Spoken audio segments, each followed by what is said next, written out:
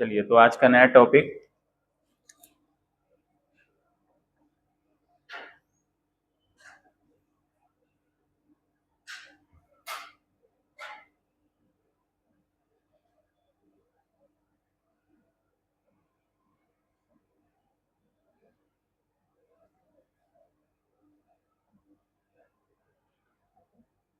पिछले क्लास में कुछ वर्क दिया गया होगा आप लोग को, आए करके उसको लगाइए तो डोर को अच्छे से।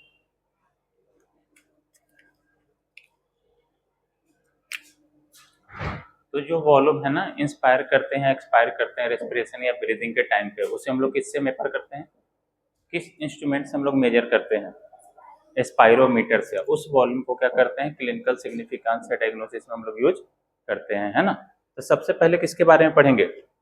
दो टॉपिक है, ध्यान रखिएगा। एक क्या होगा, रेस्पिरेटरी वॉल्यूम, और दूसरा क्या होगा, रेस्पिरेटरी कैपेसिटीज, है ना। तो पहले वॉल्यूम के बारे में पढ़ेंगे, वॉल्यूम को ही आपस में ऐड कर देंगे कुछ वॉल्यूम को, तो क्या बन जाएगा, कैपेसिटी, है ना। तो सबसे पहले हम पढ़ेंगे रेस्पिरेटरी वॉल्यूम के बारे में।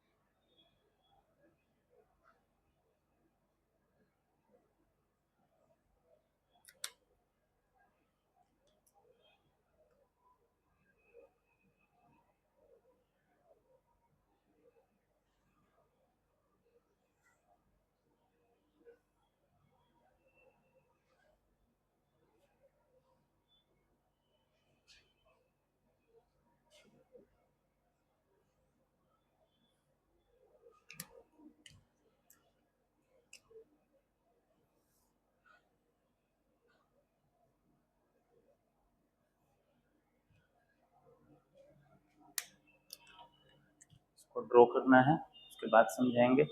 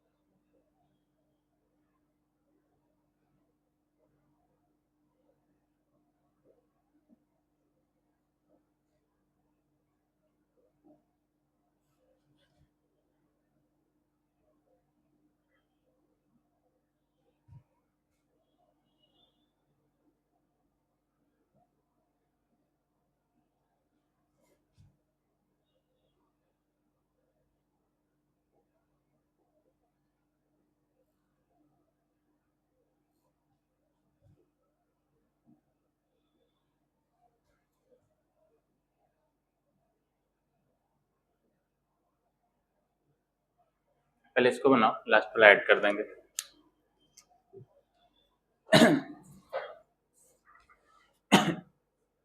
पिछले क्लास में जो रिटन वर्ड था आपको दे दिए थे कि टाइम बचेगा, है ना, थियरी से पढ़ लेंगे। ये सबसे शॉर्टकट ट्रिक है, एक वर्ड समझाएंगे आ जाएगा, ठीक है। और ये डेटा लिख दिए हैं, इसमें जो डेटा लिखा गया है ना दोबारा से यहाँ लिख दिया ताकि समझने में कोई दिक्कत नहीं है। एक तरह से रफ स्केच है, बनाइए इसको।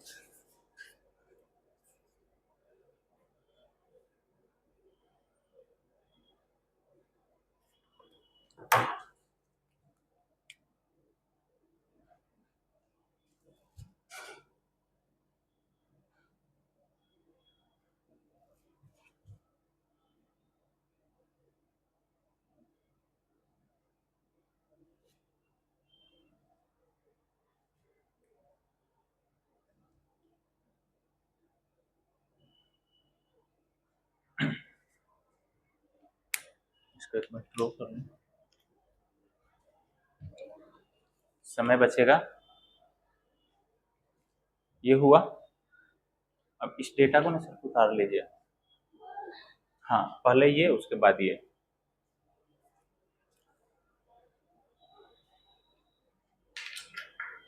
चार वॉल्यूम, ध्यान रखिएगा, चार वॉल्यूम होगा और 5 कैपेसिटी बनेगा। कितना बनेगा? देखिए ऊपर से चारों क्या है, ये वॉल्यूम है, नीचे क्या है, कैपेसिटी है। तो पहले इसको लिख के बता देते हैं।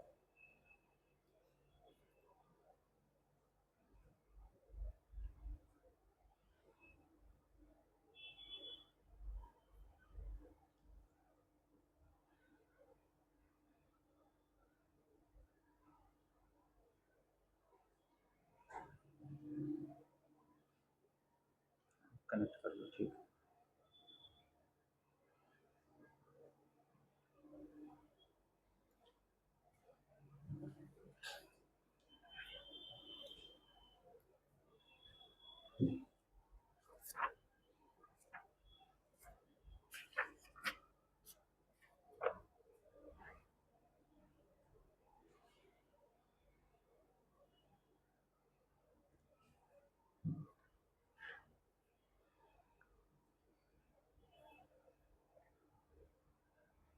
है ना। टाइडल वॉल्यूम, टीपी का मतलब क्या होगा, टाइडल वॉल्यूम। आईआरवी का मतलब इंस्पिरेटरी रिजर्व वॉल्यूम। ईआरवी का मतलब एक्सपायरेटरी रिजर्व वॉल्यूम, है ना। आरवी का मतलब रेसिडुअल वॉल्यूम। चारों वॉल्यूम को जोड़ेंगे तो कैपेसिटी बनेगा।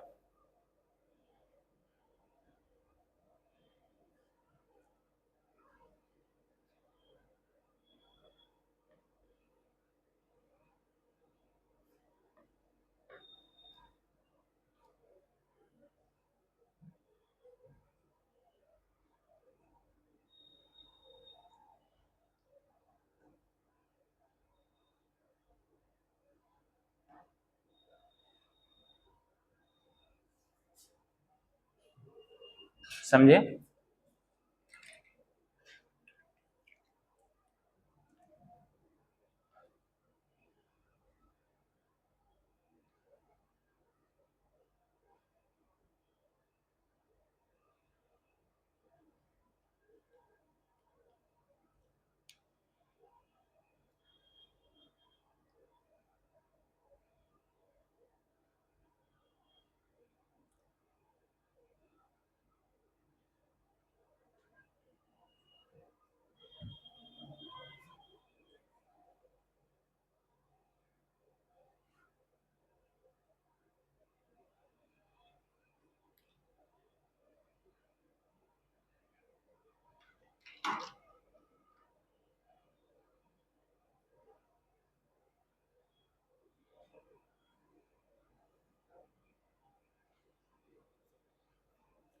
एनसीईआरटी निकाल लो, है ना। Respiratory volume and capacities.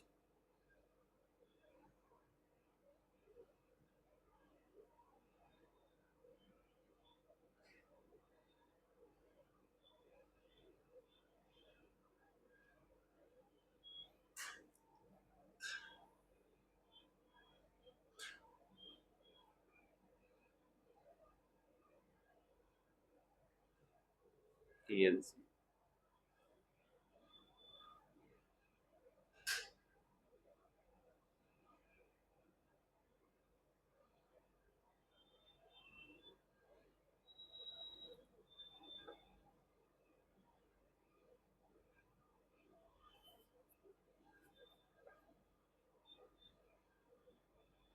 कहाँ तक हुआ? हो गया ना?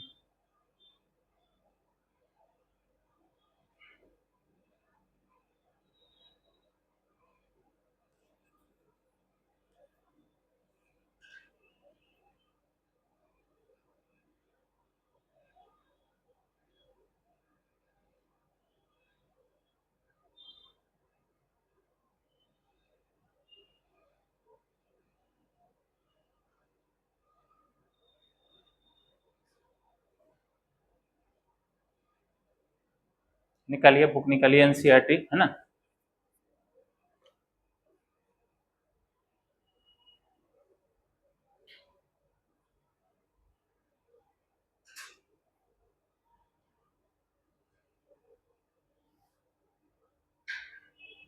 Respiratory volume and capacities. तो वॉल्यूम कितना होगा? 4 होगा, ध्यान रखिएगा। सबसे पहला क्या होगा? टाइडल वॉल्यूम, दूसरा इंस्पायरेटरी रिजर्व वॉल्यूम, तीसरा एक्सपायरेटरी रिजर्व वॉल्यूम, और चौथा क्या होगा? रेजिडुअल वॉल्यूम, है ना। अगर चारों वॉल्यूम को जोड़ेंगे तो कितना कैपेसिटी बनेगा? 5। ध्यान रखिएगा, टाइडल वॉल्यूम में इंस्पायरेटरी को जोड़ेंगे तो क्या बनेगा? इंस्पायरेटरी कैपेसिटी, है ना। टाइडल वॉल्यूम में ईआरवी को जोड़ेंगे तो क्या बनेगा? एक्सपायरेटरी कैपेसिटी, और ईआरवी में आरवी को जोड़ेंगे तो बनेगा फंक्शनल रेजिडुअल कैपेसिटी। और ऊपर से तीनों को जोड़ेंगे, टाइडल वॉल्यूम, आईआरवी और ईआरवी को, तो क्या बोलेंगे? वाइटल कैपेसिटी, है ना। चारों को जोड़ देंगे तो क्या बोलेंगे? Total lungs capacity. तो आप एक एक कर कर पढ़ेंगे। तो सबसे पहले पढ़िए टाइडल वॉल्यूम क्या है ना।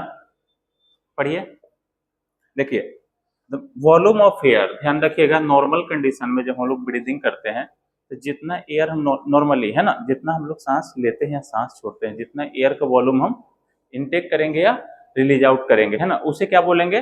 Tidal volume. क्या बोलेंगे? Tidal volume. इसका ना साइंटिफिक डेटा है 500 ml। कितना होगा? 500 ml होगा। तो 1 मिनट में हम लोग कितना बार ब्रीथ करते हैं? ध्यान रखिए, 12 to 16 टाइम्स। तो एक बार के बारे में कितना वैल्यू है? एक बार हम लोग सांस करते हैं वन ब्रीदिंग में, तो कितना है टाइडल वॉल्यूम? 500 ml, है ना। 500 ml। तो इसको क्या कर लेंगे हम? चेंज कर लेंगे ना, मिनट में कन्वर्ट कर लेंगे। तो ध्यान रखिएगा, पढ़िए इसको, डेफिनेशन पढ़िए पहले। वॉल्यूम ऑफ एयर इंस्पायर्ड और expired during a normal respiration. यहाँ पे नॉर्मल ब्रीदिंग होना चाहिए, है ना, फिर भी ब्रीदिंग को एक्सपिरेशन मानकर पढ़ाया है। इट इज अप्रोक्स, कितना होगा? 500 ml, है ना। A healthy man can inspire और एक्सपायर अप्रोक्सीमेटली, है ना, 6000 to 8000 ml पर मिनट। तो ध्यान रखिएगा 6000 से 8000 ml कैसे लिखा है, तो इसीलिए हम आपको रिटर्न वर्क हम पहले ही दे दिए थे कि लिख लेंगे, है ना। देखिए इसको कैसे समझाया है।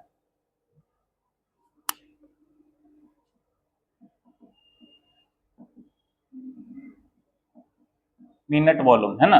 कितना बार हम लोग ब्रीथ करते हैं? 12 से 16 बार, है ना। 12 to 16। तो ध्यान रखिएगा पर मिनट, पर मिनट। ध्यान रखिएगा 12 को अगर मल्टीप्लाई करेंगे कितना है टाइडल वॉल्यूम, है ना, तो 500 से तो कितना आएगा? बोलिए, 6000 आएगा ना। इसका डेटा लेंगे 16 को, तो क्या कर देंगे? बोलिए, 16 को कितना से मल्टीप्लाई करेंगे तो कितना आ जाएगा, है ना। यही रेंज दिया है ना, 6000 से 8000 ml। और इसको लीटर में लिखेंगे तो क्या लिखेंगे? 6 लीटर टू 8 लीटर। आई बात समझ में? ये पर मिनट का वैल्यू है, कितना का है? पर मिनट का। लेकिन इसको पर आवर पूछ ले तो 60 से, और, है ना। तो चलिए पहले इसको लिखो, डिवाइड नहीं करेंगे ना, मल्टीप्लाई करेंगे ना। क्या करेंगे? मल्टीप्लाई कर देंगे। तो पूछा है क्वेश्चन में, तो ये पहले समझिए सबसे पहले वाला कॉन्सेप्ट, है ना, कि यहाँ पे जो लिखा है ना कि a healthy man can inspire और एक्सपायर। तो एक हेल्दी ह्यूमन जो है 1 मिनट में कितना वॉल्यूम का इंस्पायर कर सकता है या एक्सपायर कर सकता है? कितना? 6 से 8 लीटर। कितना?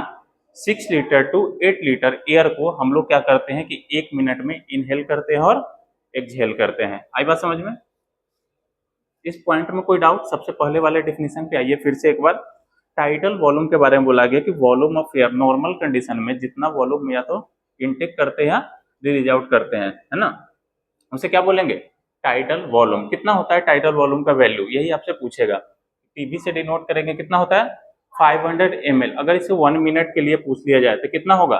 इसको 60 से मल्टीप्लाई कर देंगे तो 6 लीटर टू 8 लीटर है ना। इसको 60 से कर देंगे मल्टीप्लाई, अगर आवर्स के लिए पूछेगा तो कितना से मल्टीप्लाई कर देंगे? 60 से। तो इसका क्वेश्चन है, आइए पीछे एक्सरसाइज पे। क्वेश्चन नंबर 14, सबसे लास्ट क्वेश्चन एक्सरसाइज का आपका। तो क्या पूछा है? What is tidal volume? तो क्या लिखिएगा इसका answer? The volume of air a person can inspire और expire during a normal breathing. आई बात समझ में? ये इसका डिफिनीशन हो गया। आगे पढ़िए, इस क्वेश्चन में क्या दिया है ना। पर आवर के लिए पूछा है। कितना के लिए पूछा है? पर आवर के लिए पूछा है। तो क्या कर देंगे इसको? 60 से मल्टीप्लाई कर देंगे। आई बात समझ में? तो कितना आएगा? इसको 60 से मल्टीप्लाई करिएगा तो है ना 1000 आएगा। करके देखो 1000 में कैसे आएगा।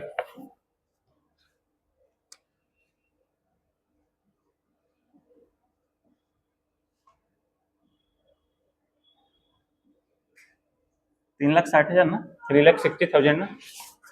आई बात समझ में? तो जल्दीबाजी में ही मिस्टेक होता है। ऑप्शन में वो भी रहेगा, क्या रहेगा? 36,000 भी रहेगा। तो मल्टीप्लाई कर लीजिएगा। आई बात समझ में? चलो, इसको क्या हेडिंग दीजिएगा? Minute volume. क्या लिखिएगा? Minute volume. इधर हम बता देते हैं आर वॉल्यूम का।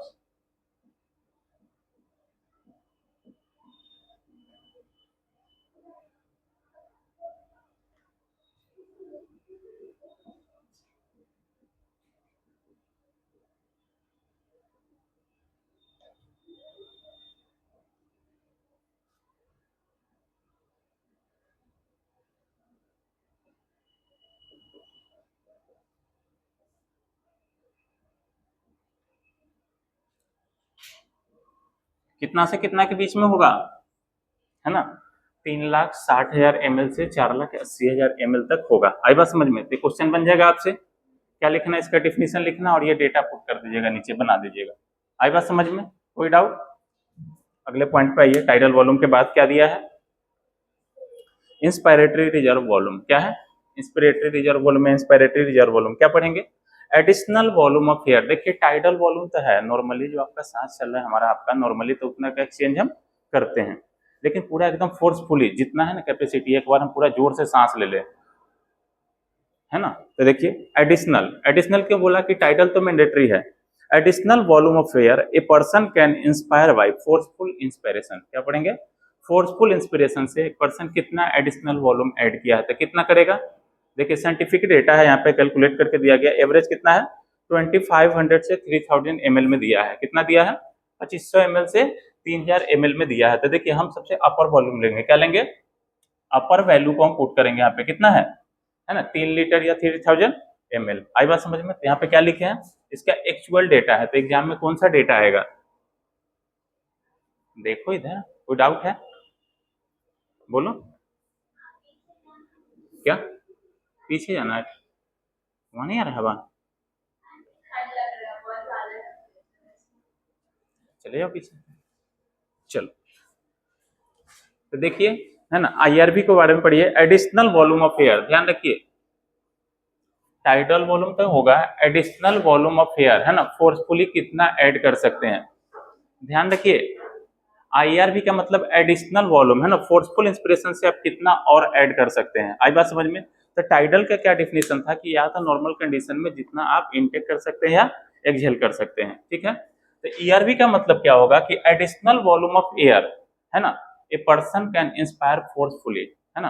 तो फोर्सफुली क्या कर सकते हैं आप? जोर से सांस छोड़िए एक बार, है ना।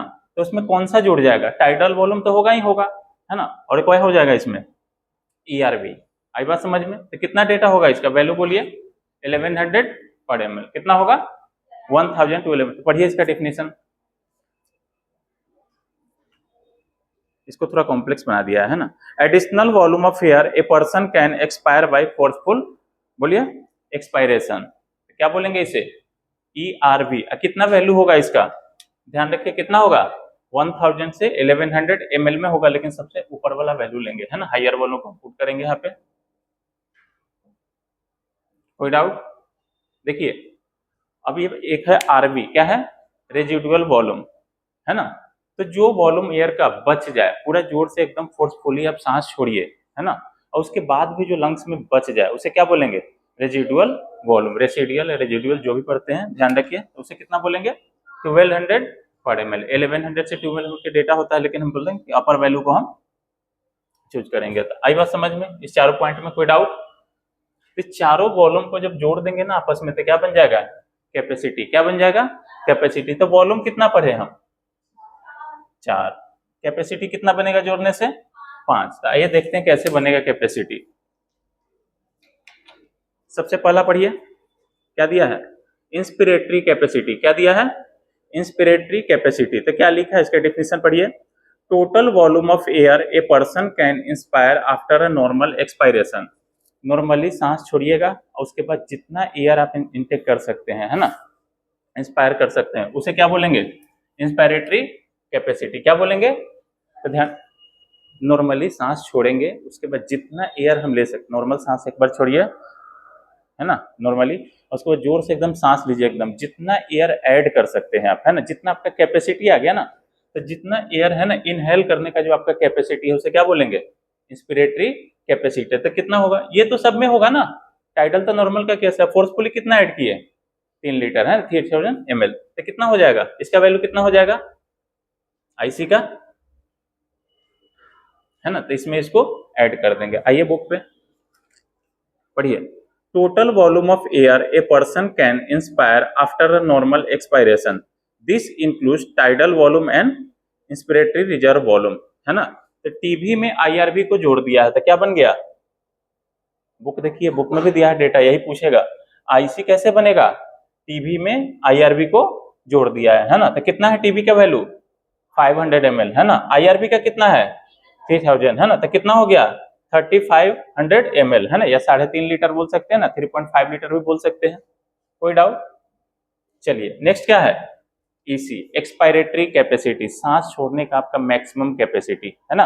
तो नॉर्मल क्या है? नॉर्मली कितना छोड़ते हैं, है ना, इनटेक, है ना, इनहेल या एक्सहेल कितना करते हैं? 500 ml। लेकिन फोर्सफुली तो इसको ऐड कर देंगे ना उसमें, कितना? 1100। ये तो पढ़िए इसका डेफिनेशन, देखिए। Total volume of air a person can expire after normal inspiration. तो सबसे पहले तो आप नॉर्मली सांस लीजिए, देखिए यहाँ पे नॉर्मली, है ना, नॉर्मल इंस्पिरेशन के बाद पूरा एकदम, है ना, टोटल वॉल्यूम कितना एक्सपायर कर सकते हैं उसे क्या बोलेंगे? बोलिए। एक्सपायरेटरी कैपेसिटी, मतलब सांस छोड़ने का आपका मैक्सिमम कैपेसिटी क्या होगा उसे क्या बोलेंगे? Expiratory capacity. दो और है नीचे देखिए, एफ आर सी। क्या है? F R C, functional residual capacity, volume of air that will remain in the lungs normally, है ना, इवन आफ्टर नॉर्मल एक्सपायरेशन। तो नॉर्मली सांस छोड़ने के बाद देखिए, अब दो चीज है, फोर्सफुली पूरा जी जान लगा के ना, पूरा फोर्सफुली सांस छोड़ने के बाद जो वॉल्यूम लंग्स में बच गया था उसे क्या बोले थे? आरवी बोले थे। क्या बोले थे? नॉर्मली, नॉर्मल एक्सपायरेशन के बाद जो वॉल्यूम ऑफ एयर बच जाएगा हमारे लंग्स के अंदर उसे क्या बोलेंगे? है ना, उसे बोलेंगे एफआरसी। क्या बोलेंगे? FRC, functional residual capacity. इसमें थोड़ा टाइम लगेगा, है ना, नहीं है। देखिए इसका डिफिनेशन क्या लिखाया गया था कि, है ना, नहीं, जितना लंग्स में एयर बच जाएगा फोर्सफुल एक्सपायरेशन के बाद, है ना, फोर्सफुल पूरा एक्सपायर करने के बाद भी जो एयर बच गया था लंग्स में उसे क्या बोले थे? Residual volume. आई बात समझ में? लेकिन नॉर्मल रेस्पिरेशन के बाद, है ना, नॉर्मली एक्सपायर किए एयर, सांस नॉर्मली छूटता है, उसके बाद जितना हवा बच गया अंदर में उसे क्या बोलेंगे? एफआरसी। तो एक वर्ड का सिर्फ हेरा फेरी है। चलिए देखिए लास्ट में ना, वाइटल कैपेसिटी। क्या दिया है? Vital capacity, the maximum volume of air a person can breathe in, है ना, breathe in after forceful expiration. किसको किसको इंक्लूड करेगा? टाइडल वॉल्यूम, ध्यान रखिए, किसको किसको? टाइडल वॉल्यूम, आईआरवी को और ईआरवी को। तो इसे क्या बोलेंगे? Vital capacity. कितना होगा वाइटल कैपेसिटी का वैल्यू? टाइडल वॉल्यूम, आईआरवी और ईआरवी को जोड़ेंगे तो 46 ml आएगा। लास्ट क्या है? टोटल लंग्स कैपेसिटी, लंग्स के पास टोटल कितना कैपेसिटी है एयर को स्टोर करने का? तो पढ़िए, total volume of air accommodated in the lungs at the end of forceful inspiration. पूरा जोर से सांस लेने के बाद भी लंग्स में कितना कैपेसिटी है एयर को स्टोर करने का उसे क्या बोलेंगे? TLC, total lungs capacity. किसे किसे ऐड करेंगे? रेडिजुअल वॉल्यूम को, टाइडल वॉल्यूम को, ईआरवी को और आईआरवी को। तो पहले एक बार इसको देखो, फिर एक बार समझाएंगे रफली। वॉल्यूम कितना लिए 4 ना, वॉल्यूम कितना लिए 4, कैपेसिटी कितना बना 5, वॉल्यूम कितना लिए 4, कैपेसिटी कितना बना 5। इसको लिखो, इसको मिटाएं।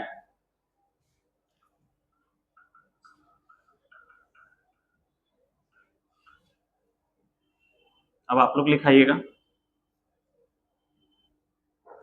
चलिए रिवाइज कर लो, ध्यान रखिएगा कितना वॉल्यूम लेंगे, कितना वॉल्यूम लेंगे 4 ना, वॉल्यूम 4 है ना, कैपेसिटी कितना बनेगा 5। तो टाइटल वॉल्यूम के बारे में बोलिए, क्या लिखेंगे बोलो, कितना वैल्यू होगा टाइटल वॉल्यूम का 500 ml। इसका मतलब क्या हुआ कि पर है ना, पर ब्रीदिंग या पर एक्सप्रेशन नॉर्मल कंडीशन में हम लोग 500 ml एयर को इंस्पायर करते हैं, उसको एक्सपायर करते हैं। आई बात समझ में, कितना 500 ml।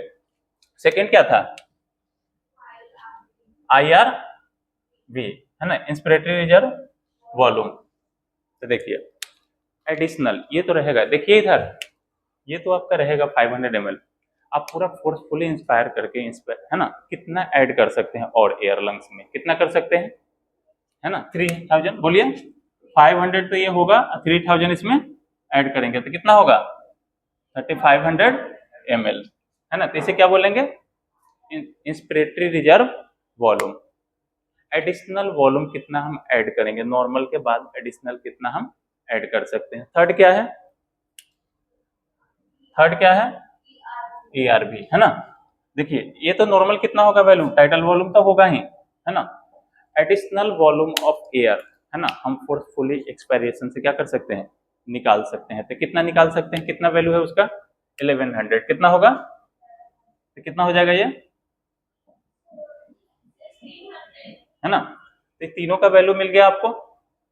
अब एक और वॉल्यूम बचेगा, 4 ही वॉल्यूम होता है, उसे क्या बोलेंगे RV रेजिडुअल वॉल्यूम। तो इसका डिफिनीशन क्या लिखाया गया था, आफ्टर फोर्सफुल रेस्पिरेशन है ना, पूरा फोर्सफुली सांस छोड़ेंगे, एक्सपायरेशन फोर्सफुल एक्सपायरेशन के बाद जो लंग्स में आपका वॉल्यूम बच जाए उसे क्या बोलेंगे रेजिडुअल वॉल्यूम। तो कितना होगा, इसका डेटा निकाला गया है 1100 से 1200 ml होता है, 1100 से 1200 ml होता है। लेकिन हम किस वैल्यू को लेंगे, किस डेटा को लेंगे है ना 1200 को।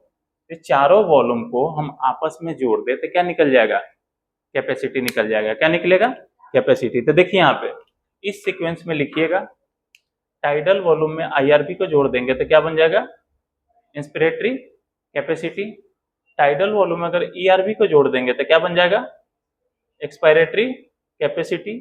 और ERV में RV को जोड़ देंगे तो क्या बन जाएगा FRC फंक्शनल रेजिडुअल कैपेसिटी। आई बात समझ में। और ऊपर से तीनों को जोड़ देंगे तो क्या बनेगा वाइटल कैपेसिटी। ऊपर से तीनों को जोड़ देंगे तो क्या बन जाएगा वाइटल कैपेसिटी। चारों को जोड़ देंगे तो क्या बन जाएगा टोटल लंग्स कैपेसिटी। आई बात समझ में। इसमें टाइम लगेगा थोड़ा सा है ना, इसको लिखिए बोलो कोई डाउट है तो फिर समझाए इसमें किसी पॉइंट में। तो टेक्स्ट पे आओ, इसमें जो बचा डाउट है ना क्लियर हो जाएगा। क्वेश्चन पे आइए लास्ट में।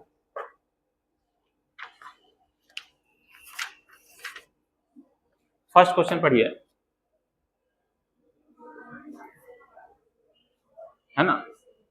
तो वाइटल कैपेसिटी वाला जो होगा डेफिनेशन उसको लिखना है। किसको किसको ऐड करेंगे वाइटल कैपेसिटी में, टाइडल वॉल्यूम को, IRV को और ERV को। क्या इसका सिग्निफिकेंट है ना। तो क्लिनिकल असेसमेंट में इसका सिग्निफिकेंट है। सेकंड पढ़िए, इसमें क्या क्या है ना, इसमें डिफिनीशन देकर आपसे पूछ लिया कि किसके बारे में बोला गया है, तो इसको पढ़िए आपको मिल जाएगा idea. State the volume of air remaining in the lungs. तो ध्यान रखिएगा volume of air remaining in the lungs. तो आपके दिमाग में सबसे पहला क्या आएगा कि अच्छा बच रहा है ना तो रेजिडुअल होगा, लेकिन नहीं, आगे पढ़िए इसमें आफ्टर अ नॉर्मल ब्रीदिंग। तो ध्यान रखिएगा नॉर्मल ब्रीदिंग के बाद जो बचता है ना उसे FRC बोलेंगे। क्या बोलेंगे FRC। लेकिन फोर्सफुल एक्सपायरेशन के बाद जो बचेगा उसे क्या बोलेंगे है ना RV बोलेंगे। क्या बोलेंगे। चलिए क्वेश्चन नंबर 13, डिस्टिंग्विश्ड बिटवीन है ना डिफरेंस करना IRV एंड ERV। तो डिफरेंस लिखना है, ध्यान रखिए डिफरेंस लिखना है IRV और ERV के बारे में। तो इसका क्या डिफिनेशन लिखिएगा IRV का, ध्यान रखिए इस दोनों में डिफरेंस निकालना है। क्या लिखिएगा additional volume of air a person can inspire, है ना, उसे क्या बोलेंगे, आईआरबी। इसका मतलब क्या हुआ, additional volume of air a person can expire. हो गया दोनों का डिफरेंस। आगे पढ़िए नेक्स्ट। इंस्पिरेटरी कैपेसिटी और एक्सपायरेटरी कैपेसिटी, है ना, तो टाइडल वॉल्यूम में इसको जोड़ देंगे आईआरबी को, तो क्या बनेगा, इंस्पिरेटरी कैपेसिटी। या टाइडल वॉल्यूम में इसको जोड़ेंगे तो क्या बनेगा, एक्सपायरेटरी कैपेसिटी। नेक्स्ट पढ़िए वाइटल कैपेसिटी एंड टीएलसी, है ना, टोटल लंग्स कैपेसिटी। तो इस तीनों को जोड़ेंगे तो क्या बनेगा, वाइटल कैपेसिटी, या चारों को जोड़ेंगे तो क्या बनेगा, टोटल लंग्स कैपेसिटी। तो इसीलिए डेटा लिखाया गया कि डेटा से ही पेपर आएगा। 40% जो क्वेश्चन नीट में आता है ना, ज्यादातर तो डेटा वाइज आएगा, इसमें से अलग से नहीं आएगा। जो डेटा यहाँ पे दिया गया उसी डेटा से आएगा।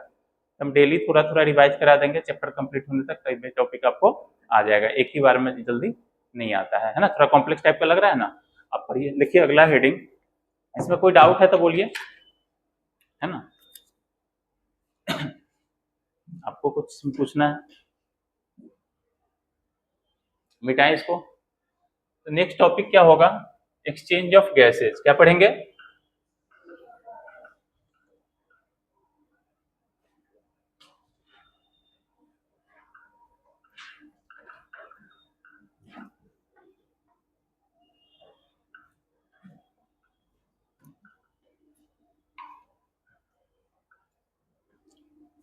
तो देखिए सबसे पहले कहां पे होगा गैसियस एक्सचेंज, सबसे पहले alveoli are the primary site of gaseous exchange बतलाए थे ना। तो कौन सा टॉपिक होगा, एक्सचेंज ऑफ,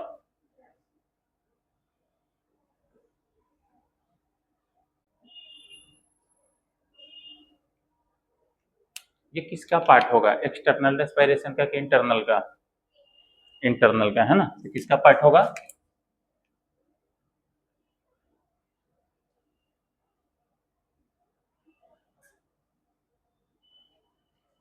सेकंड क्या लिखेंगे, alveoli are the primary site of gaseous exchange. लेकिन क्या सिर्फ एल्वियोलाई लेवल पे होगा, दो जगह पे होता है। एक तो पहली बार कहां पे होगा, एल्वियोलाई पे, और दूसरी बार कहां पे होगा, टिश्यू लेवल पे, हाँ सेल या टिश्यू लेवल पे। आई बात समझ में। तो क्या लिखेंगे कि एक्सचेंज ऑफ गैसेस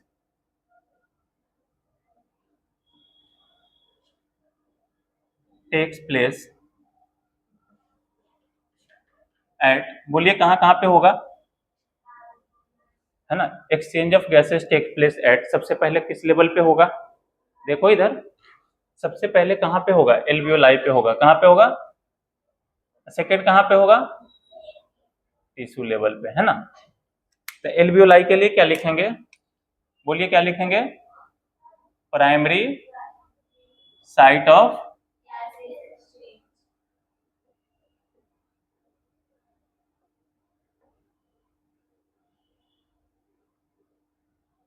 है ना। देखिए कौन सा प्रोसेस से होगा गैस का एक्सचेंज, है ना, सिंपल डिफ्यूजन से होगा। किससे होगा, सिंपल डिफ्यूजन से हाई कॉन्सेंट्रेशन से लो कॉन्सेंट्रेशन की तौर पर। तो क्या लिखेंगे, एक्सचेंज ऑफ गैसेस, लिखवाइए आप लोग, takes place by simple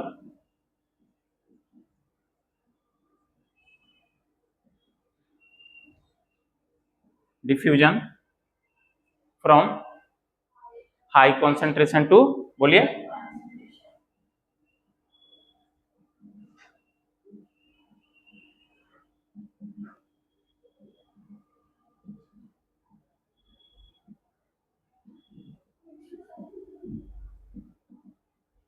along, क्या ऐड करेंगे इसमें, along कॉन्सेंट्रेशन ग्रेडियंट। क्या करेंगे, कॉन्सेंट्रेशन, इस लाइन को ना इसमें समझा देंगे, ये लंबा हो जाएगा लाइन। तो ध्यान रखिए, हाई कॉन्सेंट्रेशन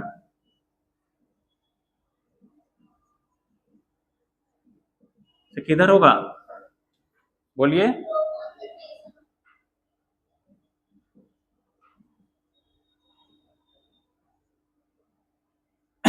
कौन सा प्रोसेस होगा, सिंपल डिफ्यूजन, है ना।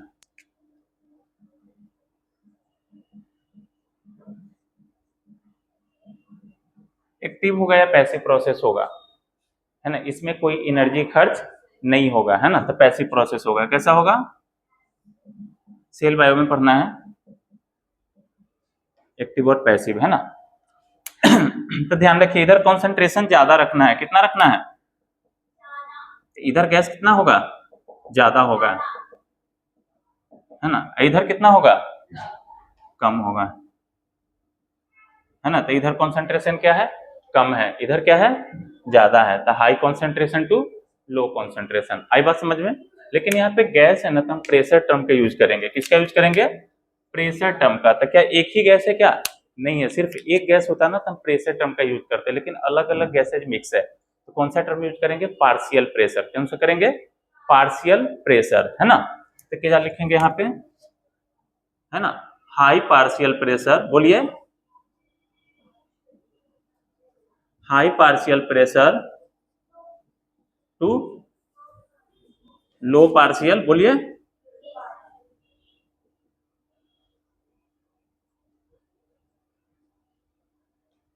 ठीक है। इधर PO2 क्या होगा? देखिए, पार्शियल प्रेशर को किससे डिनोट करेंगे? P से करेंगे। किससे करेंगे? P गैस कर देंगे। क्या कर देंगे? P gas. P के मतलब क्या हो गया?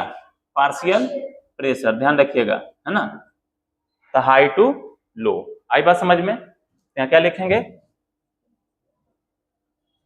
High partial pressure of gases से लो पार्शियल प्रेशर ऑफ गैसेज। इसको ड्रॉ करिए, उसके बाद हम मैकेनिज्म बनाएंगे, एल्वियोलाई का डायग्राम बनाएंगे, वहां से सब क्लियर समझ में आएगा।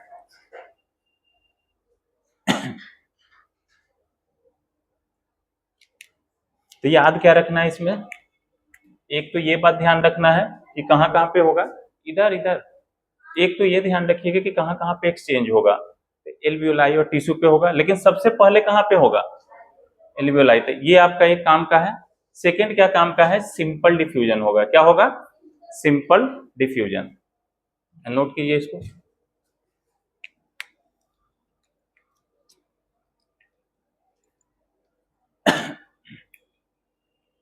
रेस्पिरेशन में कितना स्टेप बतलाए थे? 5 स्टेप था। कितना था? तो सबसे पहला स्टेप क्या था? ब्रीदिंग था, जिसको एक्सटर्नल वेंटिलेशन भी बोलते थे ना। तो क्या था? ब्रीदिंग था। सेकेंड क्या था? Exchange of gases across alveolar membrane, है ना। लंग से ब्लड में होगा। किस में होगा? लंग से ब्लड में। तो वही टॉपिक अभी पढ़ेंगे, तब डायग्राम बनाएंगे तो सब आपका डाउट क्लियर हो जाएगा।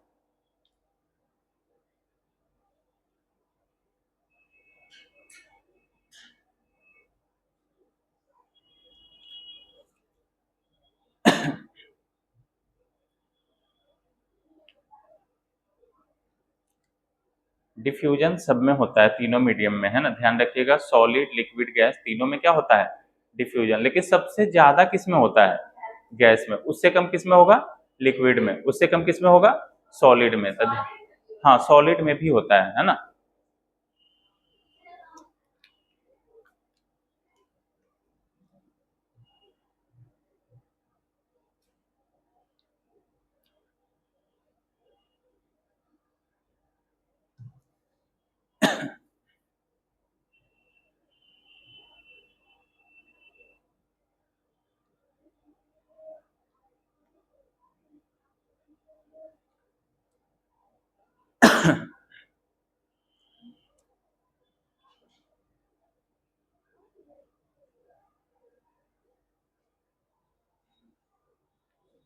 हो गया। एक एक लाइन समझ कर लिखना है, अगर नहीं समझ में आया तो बोलना, फिर से रिपीट करेंगे। सबसे पहला कौन सा टॉपिक हमारा क्या है ना? एक्सचेंज ऑफ गैसेज है। क्या है? Exchange of gases. तो देखिए, किसका पार्ट होगा ये? इंटरनल रेस्पिरेशन का। किसका पार्ट होगा? इंटरनल रेस्पिरेशन का। सेकंड क्या है? Exchange of gases takes place at, है ना, किस किस लेवल पे एक्सचेंज होगा? तो फर्स्ट में क्या ध्यान रखेंगे? एल्वियोलाई। सेकंड में क्या होगा? टिश्यू। दो लेवल पे एक्सचेंज होता है। टिश्यू किससे मिलकर बना होता है? सेल से। ये बात समझ में? तो प्राइमरी साइट आपसे पूछेगा कि primary site of gaseous exchange क्या होगा? एल्वियोलाई होगा, है ना। कहां से होगा? ध्यान रखिएगा, हाई कॉन्सेंट्रेशन से लो कॉन्सेंट्रेशन। और कौन सा प्रोसेस से होगा? सिंपल डिफ्यूजन से। क्योंकि डिफ्यूजन का भी दो टाइप्स होता है, एक होता है सिंपल, एक होता है फैसिलिटेटेड। सेल बायो में पढ़ना है सब। एक्टिव पैसिव जो भी होता है ना ट्रांसपोर्ट, सब कहाँ पढ़ना है, सेल मेम्ब्रेन में पढ़ाया जाएगा, सेल बायोलॉजी में। तो हाई कॉन्सेंट्रेशन से लो कॉन्सेंट्रेशन है, या हाई पार्शियल प्रेशर से लो पार्शियल प्रेशर। अब पार्शियल प्रेशर को कैसे डिनोट करेंगे, पी लिखेंगे और नीचे क्या लगा देंगे, गैस, है ना। तो दो है ना, दो कंपोनेंट है, तो उसके बारे में एक लाइन और ऐड करेंगे इसमें, ऊपर से मिटाएं।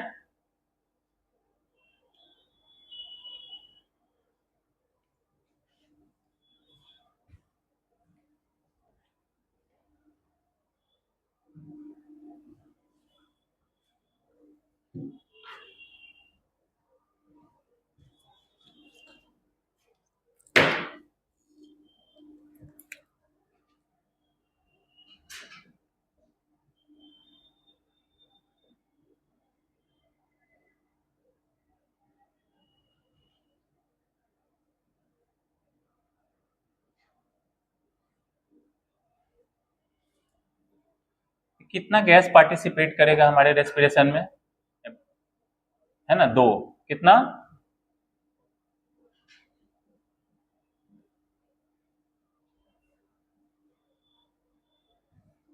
ये जो नीचे वाला लेन है ना, high partial pressure to low partial pressure को अच्छे से ध्यान रखना है।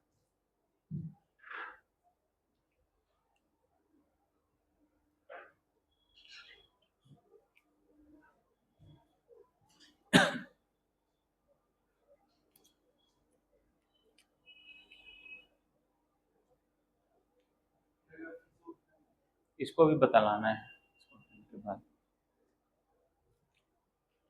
देखिए, है ना, रेस्पिरेशन में कितना गैस पार्टिसिपेट करेगा, रेस्पिरेटरी गैसेज किसे बोलेंगे, तो ध्यान रखिएगा O2 को और CO2 को लेंगे। किसको लेंगे, O2 को और CO2 को। तो पार्शियल प्रेशर को कैसे डिनोट करेंगे, P लिख देंगे, नीचे क्या लिख देंगे, O2। तो इसको क्या बोलेंगे, पार्शियल प्रेशर ऑफ ऑक्सीजन। क्या बोलेंगे, पार्शियल प्रेशर ऑफ ऑक्सीजन। और नीचे वाले को क्या लिख सकते हैं, पार्शियल प्रेशर ऑफ CO2, है ना। तो पहले बेसिक हम बता दिए हैं।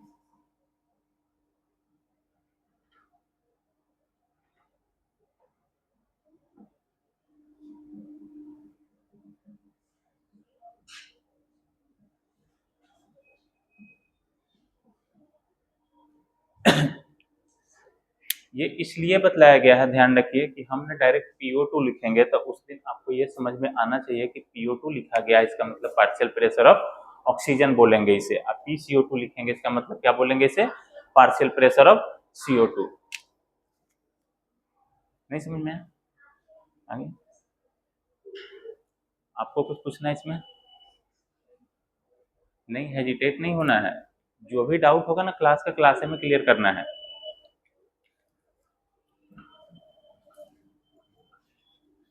क्योंकि जो छोटा छोटा डाउट यहाँ से बनेगा ना, वो यहीं पे क्लियर करते हुए चलिएगा, उससे क्या फायदा होगा, फिर क्वेश्चन बनाओगे तो डाउट बनेगा ना, तो पूछना ज्यादा इजी होगा। चलिए, हो गया ये। तो अब हम बनाएंगे एक एल्वियोलाई का डायग्राम, उसके बगल में बनाएंगे ब्लड वेसल। तब देखेंगे कि सबसे पहले एक्सचेंज कैसे होगा, हाई से लो कैसे होता है ना।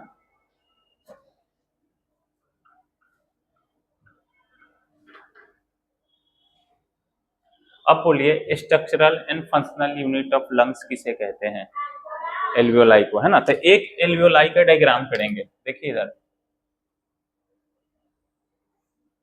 किसका डायग्राम है, ये एल्वियोलाई का, है ना।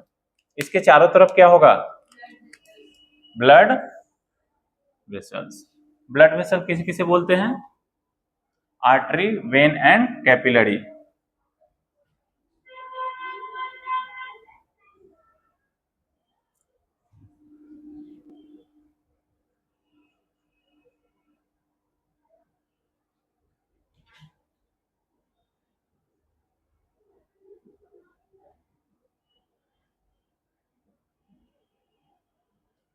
आप लोग साथ साथ डायग्राम को ड्रॉ कर लीजिएगा तो टाइम बच जाएगा, है ना इतना।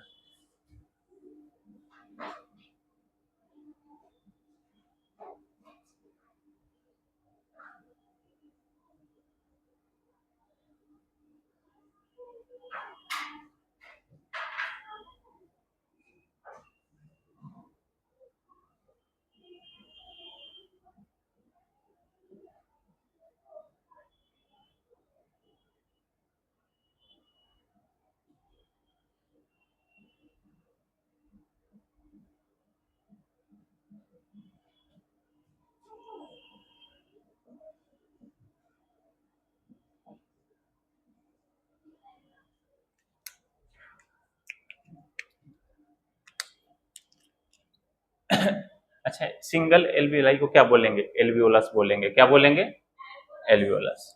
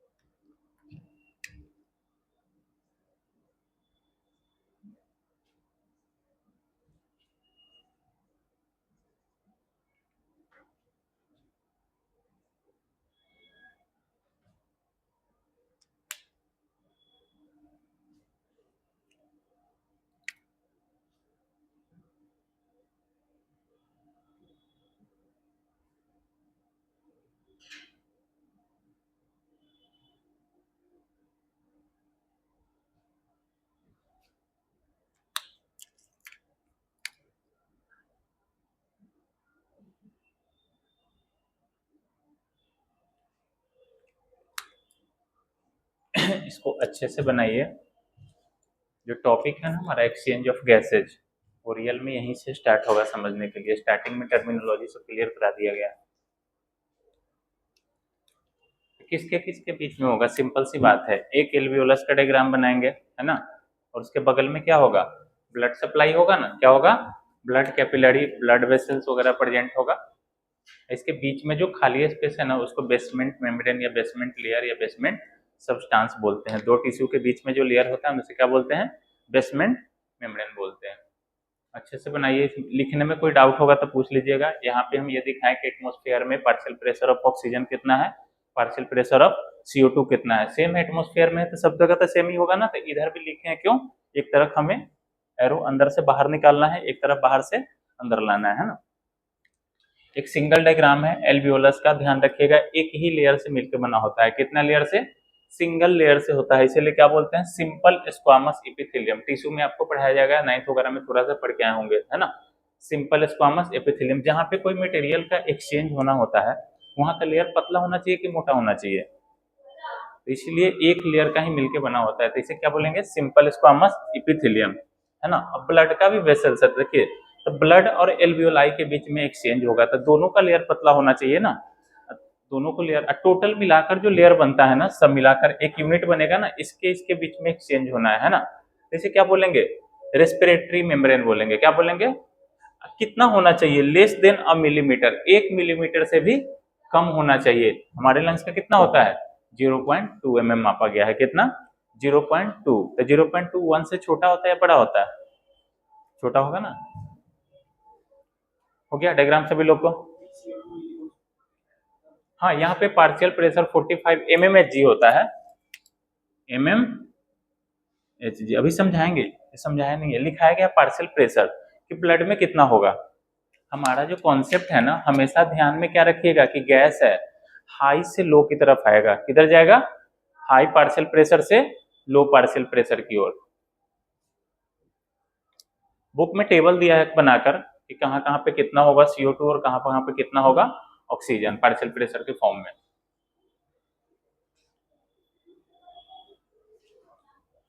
बोलिए। दिखाया ये गया है कि ब्लड है ना, ब्लड वेसल के अंदर क्या होगा, ब्लड होगा। ब्लड वेसल के अंदर क्या होगा, ब्लड होगा। अब ब्लड में क्या होगा, आरबीसी का काम क्या है, मेनली ऑक्सीजन को कैरी करना।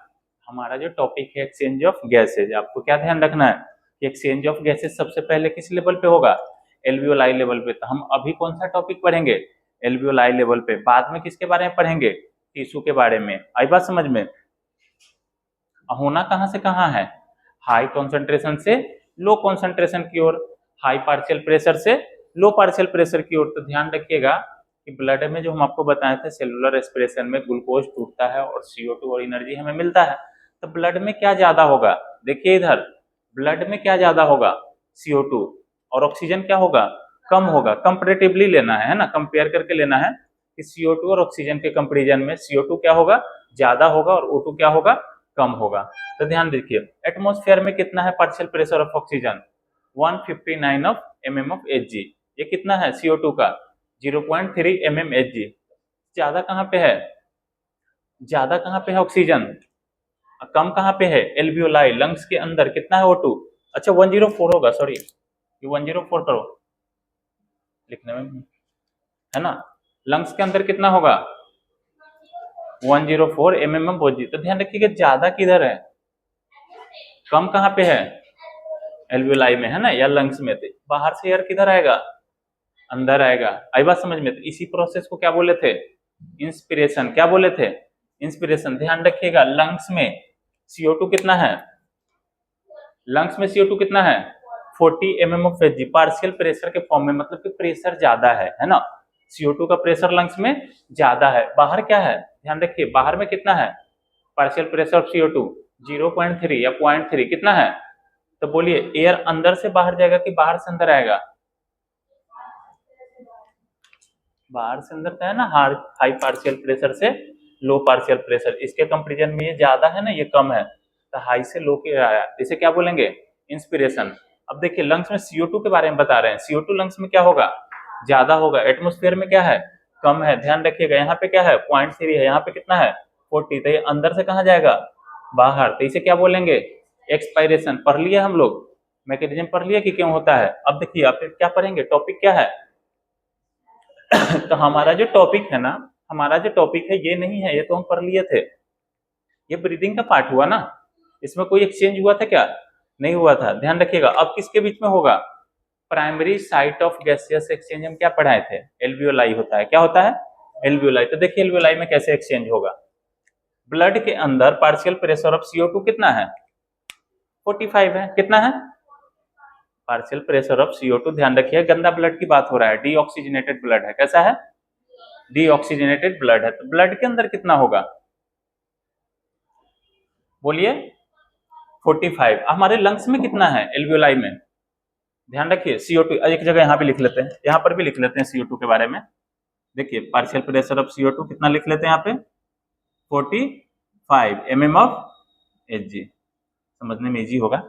देखिए तो ब्लड स्ट्रीम में ध्यान दीजिए अच्छे से, ब्लड स्ट्रीम में पार्शियल प्रेशर ऑफ CO2 कितना है, 45। कितना है, लंग्स में कितना है, तो हाई कॉन्सेंट्रेशन किधर है, लंग्स में कि ब्लड में, एल्वियोलाई में कि ब्लड में, ब्लड में। किसका ज्यादा है, CO2 का या O2 का। अभी CO2 का बात कर रहे हैं ना, CO2 सीख लेते हैं। तो ध्यान रखिएगा ब्लड स्ट्रीम में CO2 की प्रेशर क्या है, ज्यादा। यहाँ पे क्या है, एल्वियोलाई में कम। तो किधर से किधर जाएगा CO2, हाई से लो। तो ब्लड स्ट्रीम से बाहर आया। तो ध्यान रखिएगा वो जो हम एरो बनाकर बताए थे ना, एटमॉस्फेयर में, लंग्स में, ब्लड में, एल्वियोलाई में, टिश्यू में बताए थे ना।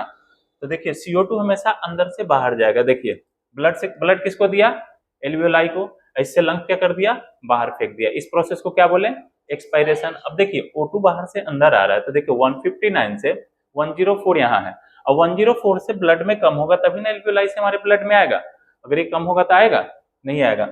तो ब्लड में कितना होना चाहिए, ऑक्सीजन कम होना चाहिए। तो देखिए यहाँ पे लिखते हैं कितना होना चाहिए partial pressure of blood, data लिखेंगे हम, जो डेटा है तो है ना वो लिखेंगे, 45 mm ऑफ 40, सॉरी, है ना।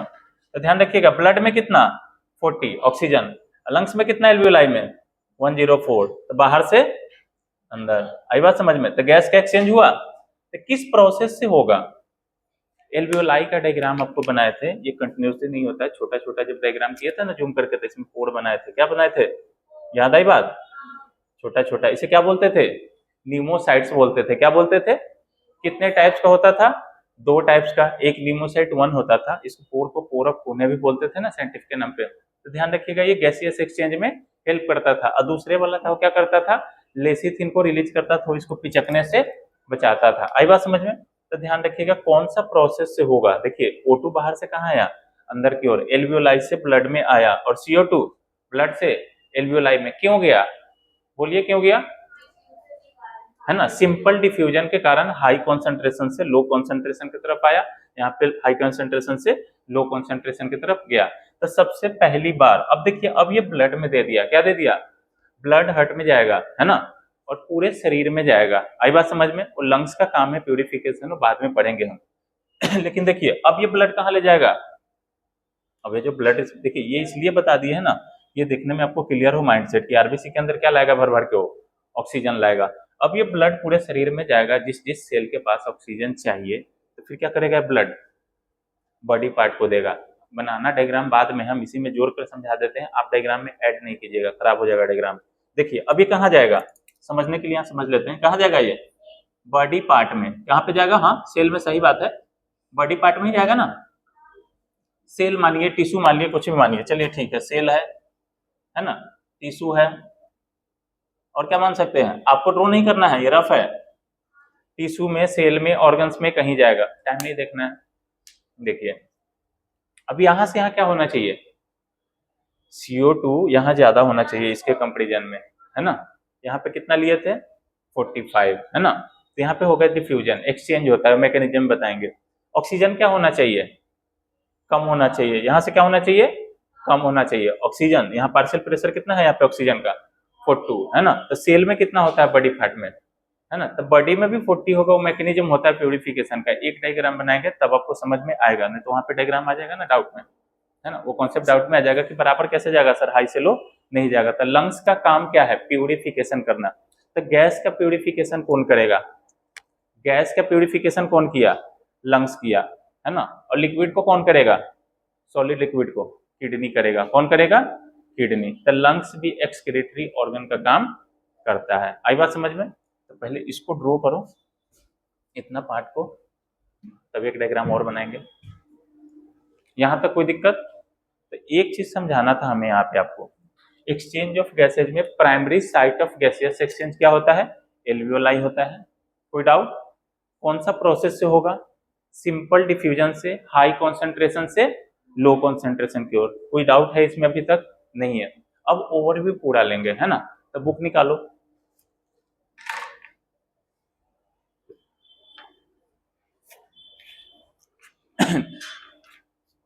देखिए यहाँ पे नीचे वाला डायग्राम है ना, ये आपको बतलाया गया है, ऊपर वाला डायग्राम अभी बतलाया नहीं गया है।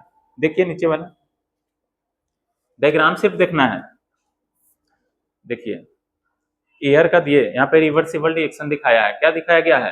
Reversible reaction. मतलब ये है कि O2 बाहर से अंदर आ रहा है और CO2 अंदर से बाहर जा रहा है, दोनों के लिए दिखा दिया है ना। एयर में दोनों होगा ना मिक्स।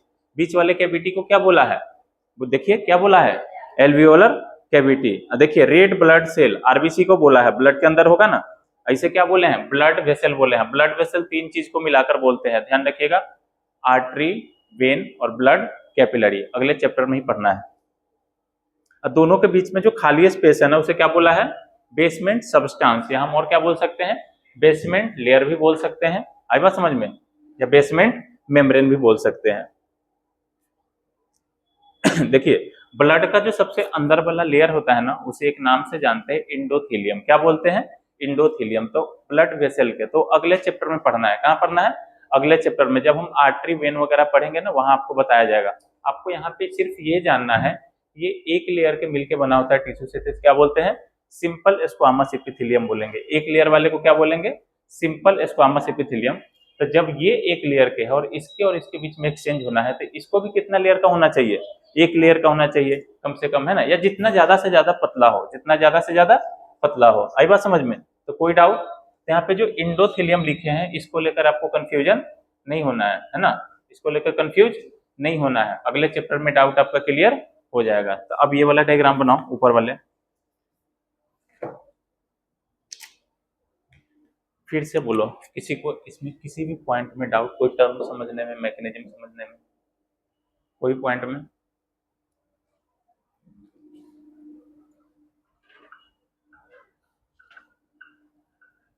तो कोई आपसे पूछे कि हमारे बॉडी में, है ना, एयर का ऑक्सीजनेशन या प्यूरिफिकेशन ब्लड का कहाँ पे होता है?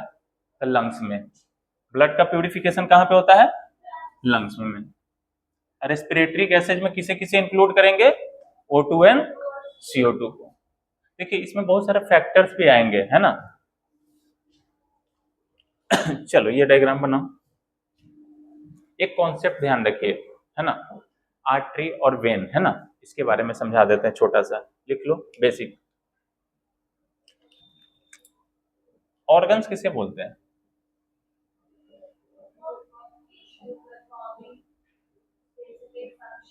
हाँ, 5 ऑर्गन के नाम बताओ।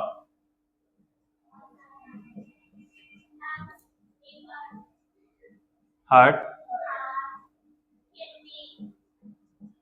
किडनी, ब्रेन, लंग्स एक्सेट्रा, है ना। ध्यान रखिए, बहुत बड़ा कॉन्सेप्ट है। ब्लड वेसल किसको किसको बोलेंगे पहले देख लीजिए हिंट के तौर पे। ब्लड वेसल किसे बोलेंगे? 3 चीज को बोलते हैं, है ना, आर्टरी, वेन और आर्टरी, वेन एंड आर्टरी और वेन दोनों जहां पे एकदम सबसे स्मॉल डायमीटर का हो जाता है ना, दोनों जो मिक्स होता है ना कैपिलरी में, दोनों का रोल होता है, लेकिन मेजर क्या होगा? यही दोनों होता है। तो देखिए कोई भी चीज, ध्यान रखिए यहाँ पे क्या लिखा गया है, बहुत बड़ा कॉन्सेप्ट है ये। ऑर्गन्स है, क्या है? ऑर्गन्स है। कुछ एग्जाम्पल ले लिया गया है। तो कोई भी ब्लड वेसल, है ना, अगर ऑर्गन के पास ब्लड लेकर जा रहा है, क्या लेकर जा रहा है? ध्यान रखिएगा, ब्लड लेकर ऑर्गन के पास जाएगा। कहां पे जाएगा? ध्यान रखिए, बहुत बड़ी बात है। अगर ऑर्गन के पास जा रहा है तो इसे क्या बोलेंगे? आर्टरी बोलेंगे। क्या बोलेंगे? आर्टरी। क्या बोलेंगे? ऑर्गन से दूर जा रहा है, ध्यान रखिए, यहां क्या लिखेंगे? टुवार्ड। क्या लिखेंगे? टुवार्ड, टुवार्ड द ऑर्गन, इसे क्या बोलेंगे? आर्टरी। क्या बोलेंगे? एक चीज ध्यान रखिए, ऑर्गन से दूर लेकर जाए, ऑर्गन से दूर लेकर जाए, क्या लिखेंगे? Away from. बोलिए, इसे क्या बोलेंगे? है ना, इसमें भी ब्लड ही होगा, लेकिन इसे क्या बोलेंगे? वेन। अब देखिए इस दोनों के लिए एक एक लाइन। आर्टरी क्या कैरी करेगा? बोलिए, कैरी नहीं, ऑक्सीजनेटेड ब्लड। कैसा? Carry oxygenated blood. ध्यान रखिएगा, आर्टरी का काम क्या होता है? प्योर ब्लड ले जाना। कैसा ले जाना? प्योर। देखिए ऑक्सीजनेटेड के बगल में आप क्या लिख सकते हैं? प्योर भी ले जा सकते हैं, है ना, लिख सकते हैं। वेन का काम क्या होता है? आपके बॉडी से जितना भी इंपोर्टेंट, हाँ, तो ये क्या कैरी करेगा? बोलिए,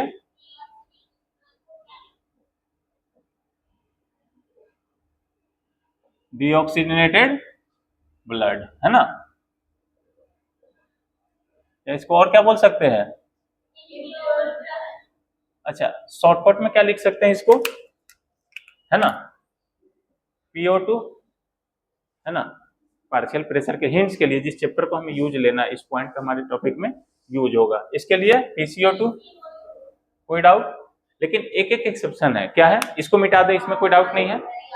pulmonary artery and pulmonary vein. Pulmono मतलब क्या होता है? लंग्स होता है ना। क्या होता है? लंग्स है। तो ध्यान रखिएगा कोई भी आए पल्मोनरी आर्टरी या वेन, लेकिन आर्टरी लग रहा है ना, अगर आर्टरी लग रहा है तो मैंडेटरी क्या है? टुवार्ड द ऑर्गन, है ना। तो वैसा वैसा आर्टरी जो लंग्स के पास जाए, लंग्स के पास ब्लड को लेकर जाए, उसे क्या बोलेंगे? पल्मोनरी आर्टरी बोलेंगे। बस उसमें चेंजेस इतना है, इसका काम क्या है? Carry oxygenated blood. एक्सेप्शन क्या होगा? एक्सेप्ट पल्मोनरी, बोलिए,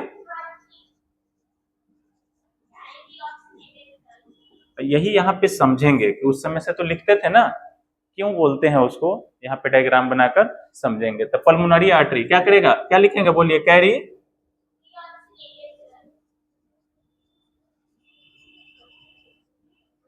डीऑक्सीनेटेड ब्लड। एक लाइन हम और ऐड कर लेंगे, टुवार्ड लंग्स, है ना।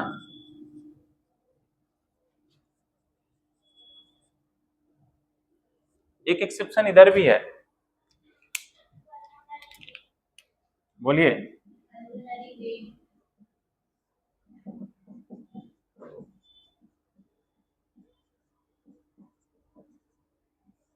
कैरी, बोलिए,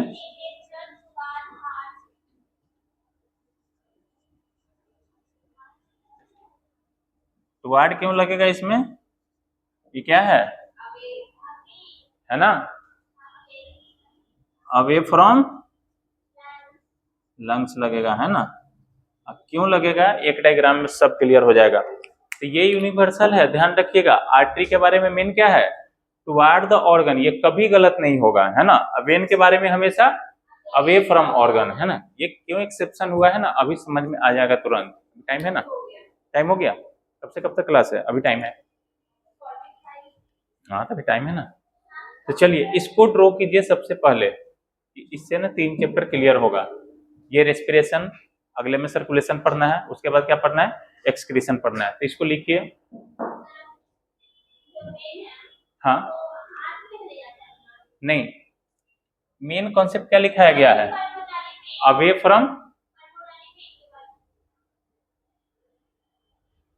हाँ तो यहाँ पे लिखा अवे फ्रॉम लंग्स ना, लंग्स से तो दूर ही ले जाएगा ना। हाँ हार्ट में ले जाकर देगा, लेकिन लंग्स से क्या ले जा रहा है, वेन का मेन डिफिनेशन क्या है, अवे फ्रॉम ऑर्गन, ऑर्गन से हमेशा दूर ले जाएगा, देगा वो हार्ट में, वो बात की बात है। लेकिन यहाँ पे हमें कॉन्सेप्ट क्या लेना है, अवे का कॉन्सेप्ट लेना है ना।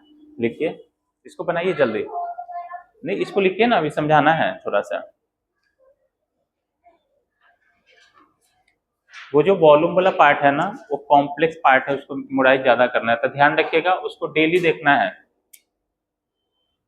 लिखो इसे, रेस्पिरेटरी वॉल्यूम और जो कैपेसिटी का पार्ट है, उसको एक पेज लेना घर पे सादा, उस पर फिर से ड्रॉ कीजिएगा, उसको लिख लिख के याद होगा।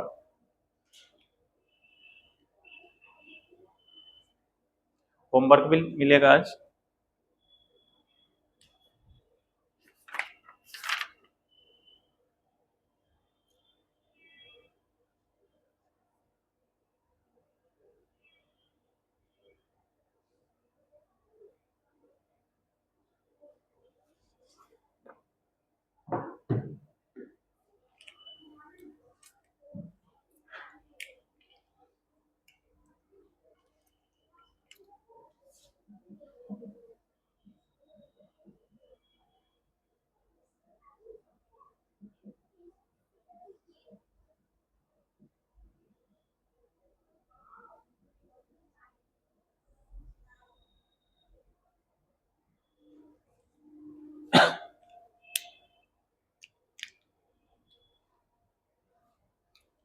होमवर्क भी लिख लीजिएगा कॉपी के टॉप में।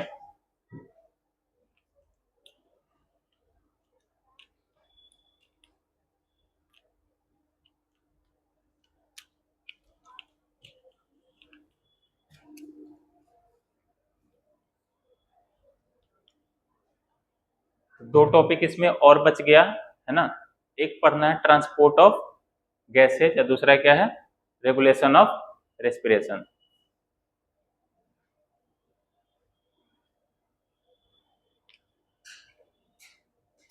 ये जो चैप्टर दिया गया है ना, तो रेस्पिरेशन के 2 ही पार्ट के बारे में पढ़ना है। चैप्टर का नाम क्या है, ब्रीदिंग। क्या पढ़ना था, ब्रीदिंग मतलब पहले वाला पार्ट, फर्स्ट पार्ट। और क्या पढ़ना था, एक्सचेंज ऑफ गैसेस। सबका चैप्टर का नाम ही क्या है, breathing and exchange of gases. तो ब्रीदिंग में कोई डाउट हुआ क्या, मैकेनिज्म ब्रीदिंग पूरा पढ़ा दिया अच्छे से। और एक्सचेंज ऑफ गैसेज हम आज ही से स्टार्ट किए हैं, तो इसमें भी कोई डाउट नहीं आएगा।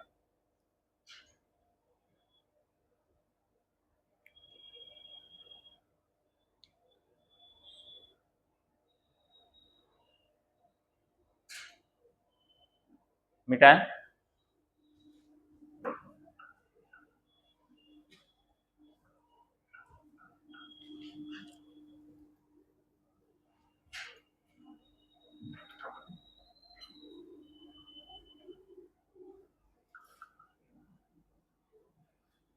होमवर्क लिख लियो ना सब। एनसीईआरटी का क्वेश्चन नंबर 1, 2, 3 एंड 13 एंड 14। चलिए एक डायग्राम बनाइए फटाफट।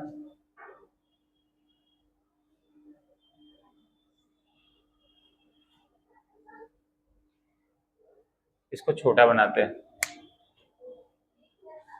इसको थोड़ा सा छोटा करेंगे डायग्राम का, क्योंकि यहाँ पे हट का डायग्राम बनाना है, आएगा नहीं इतना बड़ा लेंगे।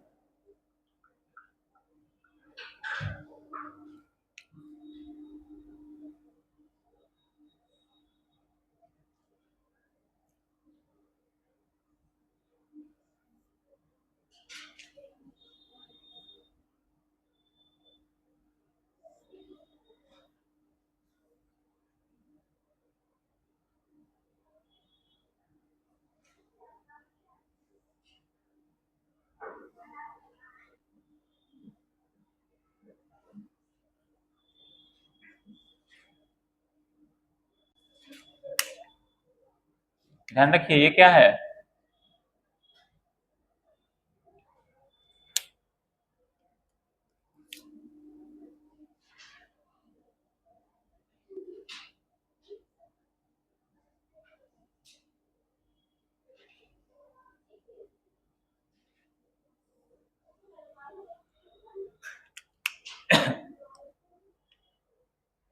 देखो अगले क्लास में पूरा डिटेल से बताया जाएगा, रफली देख लो यहाँ पे।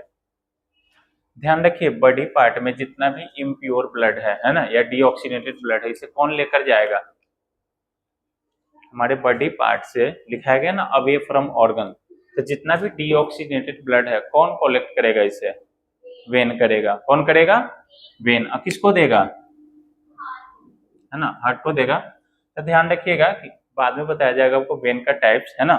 जो सबसे बड़ा डायमीटर होता है जो हार्ट में जाकर गिरता है उसे बोलते हैं वेना कावा। क्या बोलते हैं, वेना कावा, है ना। डायमीटर के बेसिस पे इसका नाम क्या होता गया, चेंज होते गया। उससे छोटा डायमीटर को क्या बोलेंगे, वेन बोलेंगे। क्या बोलेंगे, वेन। और उससे भी छोटा डायमीटर को क्या बोलेंगे, वेन्यूल बोलेंगे। क्या बोलेंगे, वेन्यूल। आई बात समझ में। तो अगले चैप्टर में पूरा डिटेल कराना है, तो आपको सिंपल से ये ध्यान रखना है कि बॉडी से जितना भी ब्लड आएगा, ध्यान रखिए बॉडी पार्ट से जितना भी ब्लड आएगा तो कहाँ देगा, हार्ट में 4 चेंबर होता है, राइट आर्टरियम को देगा। किसको देगा, राइट आर्टरियम को। राइट आर्टरियम के और राइट वेंट्रिकल के बीच में ना वॉल्व होता है। क्या होता है, इसको बोलते हैं ट्राइकस्पिड वॉल्व। कस्प मतलब होता है चेंबर, इस तरह का होता है।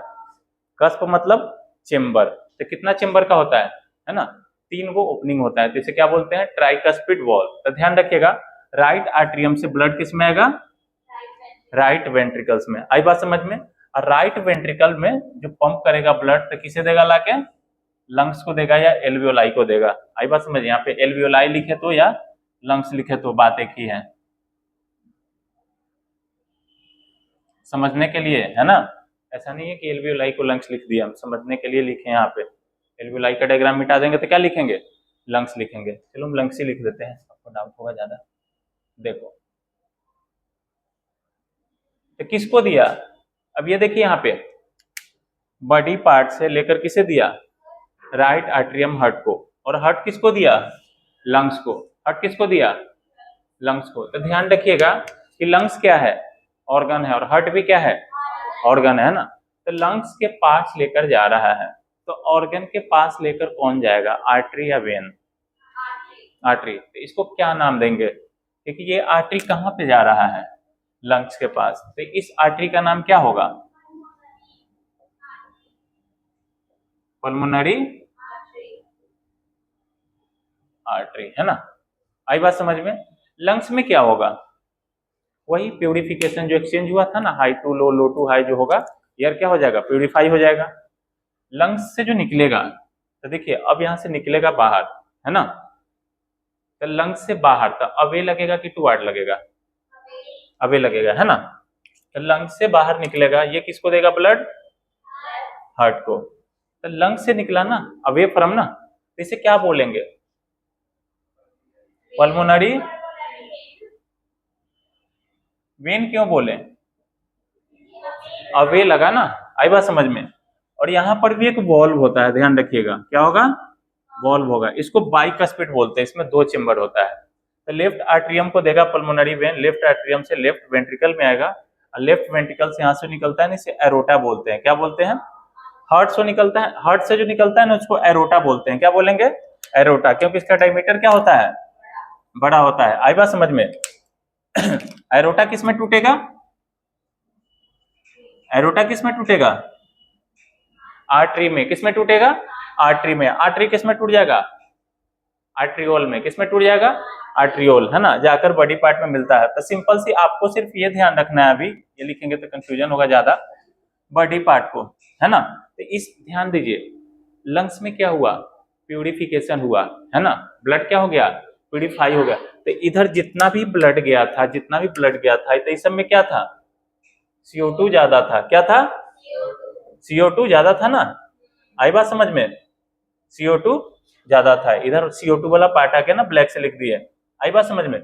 लंग्स में प्यूरिफाई हो गया, ऑक्सीजनेशन हो गया या प्यूरिफिकेशन हो गया। आई बात समझ। अब इसमें क्या ज्यादा होगा, O2 ज्यादा होगा। क्या ज्यादा होगा, O2 ज्यादा होगा। आई बात समझ में? पल्मोनरी वेन में क्या ज्यादा होगा? O2, है ना। तो इसमें क्या जाएगा? O2 वाला जाएगा। इस सब में क्या ज्यादा होगा? O2, है ना। तो एक टेबल हमको दिखाना है, सिर्फ अगले क्लास में डिस्कस करेंगे सब। तो उसको जाइए टेबल पे। इसको फिर हम अगले क्लास में इससे अच्छा डायग्राम बनाकर बताना है ना। ये रफ स्केच है, बता दिया इसलिए कि होमवर्क है, घर पे पढ़ के आना है आपको। बुक टेबल निकालो। ये नहीं, ये अगले क्लास में हम बताएंगे।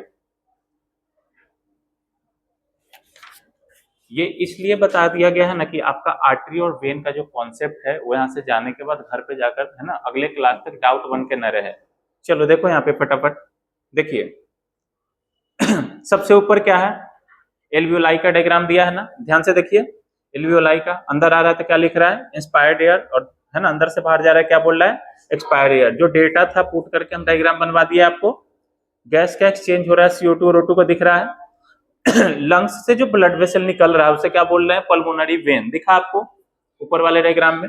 पल्मोनरी वेन किसको दे रहा है ब्लड? है ना, लेफ्ट, बोलिए लेफ्ट एट्रियम को दे रहा है ना, हार्ट को दे रहा है। ध्यान रखिएगा हार्ट को। हार्ट से जो निकल रहा है ना उसे क्या बोला है? ये सिस्टेमेटिक आर्टरी, है ना। तो अगले क्लास में बताएंगे, लेकिन ध्यान रखिएगा हमेशा एरोटा निकलता है। एरोटा किसमें टूटेगा? आर्टरी में। आर्टरी किसमें टूटेगा? आर्ट्रियोल में। यहाँ जो बॉडी पार्ट पे जो एक्सचेंज होता है ना, वहां पे कैपिलरी होता है, सबसे पतला वाला ब्लड वेसल्स। आई बात समझ में? चलो टेबल देख लो एक पीछे। एक्सचेंज ऑफ गैसेज में टेबल है, देखिए। ये होमवर्क है आपका, एक्सचेंज ऑफ गैसेज पढ़ के आना है कल कंप्लीट। ट्रांसपोर्ट ऑफ गैसेज से पहले पूरा रीड लगा के अगले क्लास में आइए रीडिंग करके। देखिए रेस्पिरेटरी गैसेज किसे किसे बोले हैं, टेबल में दिया है। रेस्पिरेटरी गैसेज किसे किसे बोलेंगे, टेबल में देखिए किसे किसे दिया है? O2 एंड CO2 का, है ना। यहाँ पे पार्शियल प्रेशर दिया गया है ना, O2 का एंड CO2 का। देखिए एटमोस्फेयर में कितना होगा एयर का पार्शियल प्रेशर? है ना 159, है ना 159। और CO2 का कितना होगा एटमोस्फेयर में? है ना 0.3। एल्वियोलाई में कितना होगा?